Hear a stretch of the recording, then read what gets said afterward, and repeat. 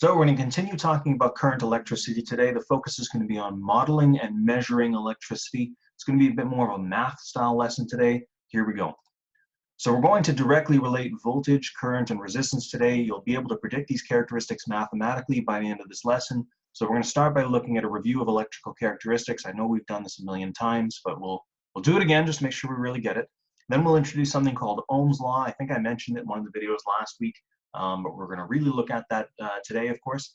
We're going to do several problems that we'll go through together. I'm going to advise that you actually pause the video at this, give it a try on your own, and then go over, but we'll get to it when we get to it. And then, of course, we'll have practice time, as usual, right? So a calculator might actually help you today. You don't need one if you're really confident with mental math, but if you're not so sure on that, and you're like, hey, you know what, I might need a calculator on this one, I don't really want to chance it, then please have one handy. Now, a simple calculator is just going to do just fine. You don't need anything too fancy. Anyway, let's keep going.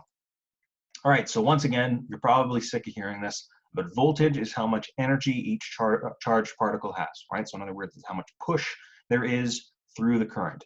Now the current is how much flow of electricity there is. It's how much is actually getting through. That's measured in amps, which the unit on amps is A. And resistance is the ability of an object to oppose the flow of electricity, which is measured in ohms, which is that Greek omega symbol. Let me just circle it right over here. There you go, right over there. Now, more resistance means it's harder for electricity to flow. So in other words, if the ohms are really strong, it's going to be hard for electricity to flow through your circuit. Now, we're going to mathematically look at comparing these three characteristics today. We've only done comparisons, of course, using these analogies, whether it's the guy trying to get through the pipe and the guy pushing and the guy trying to close the pipe or whatever. Or if we looked at a water example, where the pressure of the water is the voltage, the amount of flow of water, so how much water is actually passing through the pipe, is the amperage, or in other words, the current. And the size of the pipe is resistance. Now, the trouble with this analogy, though, is, of course, a big pipe actually means low resistance, right? So it's a little bit backwards. Like this one might be easier for, oh my goodness, I just sneezed. This one might be easier for us to understand, but the water one's a decent analogy, too. It's not a big deal. Now, we are going to do something in just a second here with a water analogy, actually. I want to tell you that pressure is just one way of thinking of voltage, but there might be some other way. I want you to remember that water pressure, being voltage, again, could also be thought of as a potential difference, or in other words, just how much potential there is for a push on the water. That might not make much sense, but let's look at a quick example here. So what I want us to do here, and I'd like you to pause right after I finish reading the sentence. I want you to use an analogy, using an analogy, to electricity. I want you to describe qualitatively, which means, in other words, up or down or high or low or things like that. So in other words, describe the qualities of the voltage, the current, and the resistance of each waterfall, right? Now, again, this might be a little bit weird for some of us, but I want you to think of the water flow as being a form of electricity. I want you to think about how the voltage, the current, and the resistance would compare for each of these three waterfalls. So we've got the Angel Falls in Venezuela, which is the tallest waterfall on Earth. We got Niagara Falls in Ontario, of course, very impressive. And then we just found this one on Google here. It's called Rocky Brook Falls. It's in Washington, USA. I don't know if there's anything special about it. I picked it on purpose, found this picture on purpose. There's a certain thing about how this waterfall looks that compares to electricity. I want you to think about the qualities of these. You can pause the video here if you haven't already. And now I'll go over it in case you were totally lost, which I bet some of you probably like, what on earth are you talking about? Here's what I'm trying to get at with this. Remember, the voltage is how much oomph, how much push each particle has. It's not all the particles, it's each individual one. I'm going to start with Angel Falls here. The water coming off the top of this very steep cliff here is going to have a lot of potential energy because that water has to drop all the way down. The water reaching the bottom of this waterfall is going to be going a lot faster than a much shorter waterfall like this one, or even Niagara Falls. As much as Niagara Falls is impressive, the individual water particles here aren't going to have as much energy in Niagara Falls as they would in Angel Falls, because in Angel Falls, they're going to be falling further. So this waterfall, I would say, is high voltage if we thought of it in terms of electricity, right? Yes, water doesn't have voltage, okay, just to make that clear, but we're just doing an analogy here, of course. This would be high voltage. Now, what about the current, though? Well, the current is how much flow of electricity there is, or in other words, how much flow of water we have in this example. The thing with Angel Falls is it's a pretty skinny, slim little bit of water here. So there's not very much current going on. So I'd say it's low current. right? So in other words, you have low amps, right? Very low amps on this one. Now in terms of resistance, it looks like as soon as it goes over the cliff, it's just going straight down. So I would also say that there's low resistance. So in describing all the features of this, I would say we have high voltage because it's dropping really far, low current because there's not very much coming out of this, and low resistance because, again, once it goes over the cliff, it's just kind of going straight down. Now let's move on to Niagara Falls. Maybe now you start getting where I'm getting at with this, or maybe not, and that's okay, of course. It's just an analogy. It's just pushing us a little further. How would the voltage compare on Niagara Falls? Well, at least compared to these two other ones, I would say it's like a medium voltage. Like, I mean, let's not forget, Niagara Falls is a pretty big waterfall, of course, even in terms of height. Like, it's way higher than this Rocky Brook Falls. Like, the Rocky Brook Falls is like the size of a tree, maybe like a tree and a half, right? Niagara Falls is huge, okay? It's way bigger than this Rocky Brook Falls. So we got like medium voltage here. In terms of current, though, this is where we go insane. The amount of water coming over this fall is like, it's unreal, right? So very high current is what we could say on this one. Now, in terms of resistance, it doesn't look like there's it doesn't look like there's much resistance at all here. The water just kind of comes up and then goes down. So I would also say low resistance on this one. All right, one more here. Rocky Brook Falls. Let's see if we understand this one. What would be the voltage of this one? Well, again, Rocky Brook Falls, like I mentioned a second ago, it's only about as tall as a tree. So I'm going to say for sure this is low voltage. Now, what about the current? Well, I would say it's a pretty low current, maybe a medium current. I don't know. It's hard to say compared to this one. This one's such a tall waterfall. I bet there probably is more current in this one. So I'm going to say low current on this one. And again, you can be, there's two R's there. You can be kind of, however you want with this. I'm going to change that. That was hardly even readable. Current. There we go. And then last one here, in terms of resistance, this is where this one actually gets to say something. Notice when the water comes down, it's got all these rocks that it has to like weasel its way through. Like, you even get like a stream that's going through here and it's weaseling its way through the rocks. It's got a lot of paths to follow. I would say that that's high resistance. Anyway, hopefully that makes some sense. Hopefully that clears things up with electricity. Again, this is just an analogy. It's just a connection between electricity and water. Yes, water is not a form of electricity, of course, but it is a decent comparison with those characteristics because it's important to understand what those characteristics mean. Anyway, moving on. So Ohm's Law, this is what we're really going to focus in on today, and believe me, it's not going to take too long here. Now, Georg Simon Ohm, I'm pretty sure that's how you pronounce that. He lived from 1789 to 1854. He was a German scientist, and he made the link between voltage, current, and resistance. Now, we've intuitively made this connection by comparing electricity to things like water flow, but he did it mathematically. And of course, he didn't have these analogies back then. They were just starting to understand all of these characteristics of electricity. So what he came up with was, he came up with this formula: V is equal to I times R. And you got to remember, V is, of course, your voltage, which is measured in volts, which is also using the letter V. And then the one that's really confusing is I. I is the current, which is measured in amps, which is with the unit A, right? So don't get that confused. You might be saying, well, why isn't that C or why isn't that A? It's just I is the current. And I think the reason was they said I stood for intensity. They thought of current as being the intensity of the electricity. So that's why that just kind of stuck. And then R is the resistance, of course, which is measured in ohms. And the unit on that is that Greek omega symbol, right? Now, the formula can be algebraically rearranged to be used to solve for I or for R. How it basically works is, if you have two things in this formula, you can solve for the third missing thing just by rearranging it algebraically. I guess we'll do that a little bit later because there's no room on this page right now. So we'll worry about that a little bit later, but just know that you can use algebra to rearrange this formula here. Now, in a conductor, the resistance generally stays constant, right? So in other words, if you had a wire, the resistance of that wire is a constant. It's just inherent to that wire itself. So it's the voltage and the current that changes.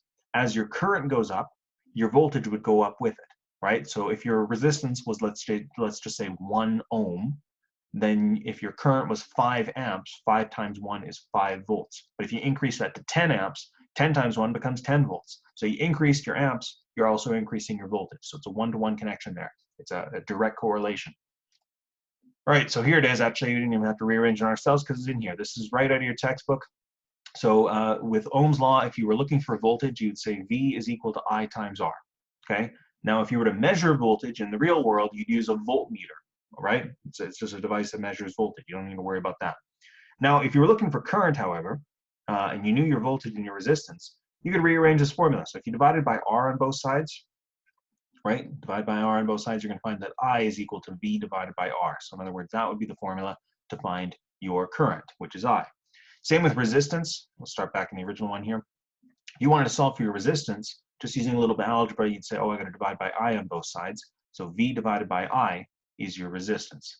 Now, to measure your current, you can use an ammeter. To measure your resistance, you can use an ohm meter. You might remember a few days ago we talked about an all-in-one device that they use more commonly than these individual ones. It's called a multimeter, right? So a multimeter can measure all of these things. You just have to change the dial. All right, moving on. So using Ohm's law. As with any mathematical formula, we need to follow some steps. The very first thing is identify what things you are given. Question's always going to give you two things, right? Maybe it'll give you the current and the resistance. Maybe it'll give you the voltage and the resistance. Maybe it'll give you the voltage and the current. Who knows, right? Then identify what you're looking for. Then use a formula that contains what you're given and what you're looking for. You might only end up remembering one of these formulas. Oh, and by the way, just in case it's not clear, jot down all of these, please. Like seriously, put them down somewhere in your notes. Make a cheat sheet right now, because again, you will be asked to use these, and it's nice to have them available to you right off the bat, right? So anyway, write those down, make sure you have them. Anyway, so identify what you're looking for, then use a formula that contains what you're given and what you're looking for. Usually, just to make your life way easier, let's say you're looking for the current, well then you use this one because current's all by itself. You just have to go voltage divided by resistance and you're there, right? Or if I said, oh, you're looking for your resistance, well then use this one because resistance is by itself, okay? Then solve the problem using algebra, rearranging an equation if needed. You don't have to if you've used the proper formula, but if you hadn't used the proper formula, you got to rearrange it. Not a big deal. Anyway, one other thing that I'll say, and you might want to jot this into your notes too. This is a really useful visual reminder. So if you're more of a visual person, you might really like this one. What this little triangle shows is it's basically Ohm's law in visual form. How it works, and again, I can't do it because of course you can't literally see my hand, but I'll do my best with my pen here. How it works is when you have this triangle where it's V and then I and R on the bottom part of the triangle, you cover with your hand the part that you're looking for. So in other words, let's say you were looking for voltage. So with your hand, cover V, and then you can see, oh, okay, so voltage is I times R because they're right next to each other. Okay, so let's try another one. Let's say you were looking for current, which is I. So if you were looking for current, cover I, and then you go, oh, it's V divided by R. So current is V divided by R. We'll do one more. Okay, so you're looking for your resistance, cover resistance with your hand. And then you go, oh, it's V over I. So you just have to go V divided by I and you get your resistance. This triangle might help you, right? So this would be a really useful tool if this is something that's, if you're like a more visual person, is what I'm trying to say. Anyway, moving on. All right, so let's do an example here. An electric stove is connected to a 240 volt outlet. That is usually what stoves are connected to, right? It's a different outlet than what you plug like your cell phone into or whatever, right? The current running through the stove is 20 amps. Find the resistance of the stove element. Well, let's actually use that triangle thing. Maybe that'll help all of us here. So let me draw my triangle here. You just have to remember V is on the top and I and R on the bottom. It doesn't matter. You could like rearrange I and R. You could do R and I. It doesn't really matter. It'll work one way or another. So I'm looking for the resistance. So I got to cover R with my hand. And I go, oh, it's V divided by I. So in other words, R is V over I, just in case I didn't remember that formula from before. So that means R is going to equal my volts, 240 volts, divided by I, 20 amps.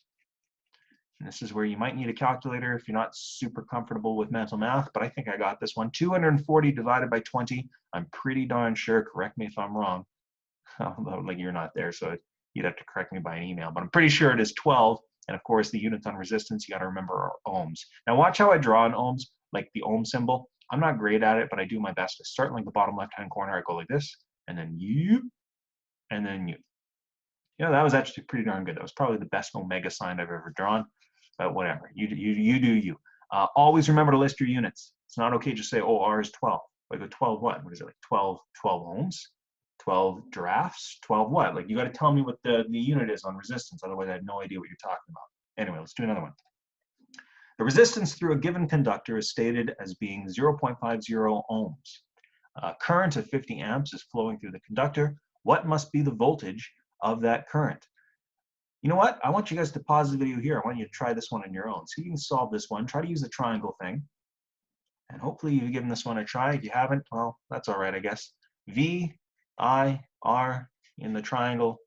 Yoink. Okay, so we're looking for the voltage here. So that means I got to cover the voltage and say, oh, it's I times R. So V is equal to I times R, in case you didn't remember that. Let's throw those numbers in. What is our I here? Well, our I is our current, so it's 50 amps, 50 amps, times by your resistance, which is 0.50 ohms. That was awful, but you get the idea. V is therefore equal to 50 times 0.50. 0.50 is a half, so this is 50 times 1/2. Well, half of 50 is 25, and the units on voltage is, of course, volts, 25 volts. Good. See, it's not too crazy of a formula or anything, but kind of neat. Anyway, moving on. A hairdryer is plugged into a 120-volt outlet. Forgot to get a picture of a hairdryer here. What am I doing? Anyway, so the hairdryer has a resistance listed on the label of 12 ohms. Find the current running through the hairdryer. Pause the video here, give it a try. All right, I'm going to go over this one now. So, triangle here, V, I, R. All right, we're looking for current. Current is I. Remember, it was intensity, so cover that one up. Oh, so I is V over R. There you go. I is V over R. Therefore, I is equal to how many volts do we have? 120. 120 volts over, 12 ohms. Those are getting worse every single time. You know what? I'm going to like slow myself down. See, there you go. That's much better. All right, anyway, I is equal to 120 volts divided by 12. Well, 120 divided by 12, I happen to know that is 10 amps. Good. See, not too crazy of a formula. As long as you can remember this triangle, I think you're good to go. Honestly, like, I wasn't going to use that, and then as I was like recording this lesson, I was like, you know what? That's way better. That is such a good thing to use. It's really easy when you do that way. All right, anyway, we're done. So for practice, and please, you need to do these questions because a lot of them are really, really important. And believe me, they're gonna go pretty quick. We've only had about a 17 or so minute lesson here. Not a big deal. Page 310, questions 1, 2, and then 5 to 9. The whole gauntlet of question there's right there. That whole like series of questions you got on that one. They're pretty much all Ohm's law questions. So in other words, just doing these calculations. And as you saw in these last couple slides, the calculations go pretty darn quick. As always, though, if you have any questions, please reach out, send me an email, and best of luck.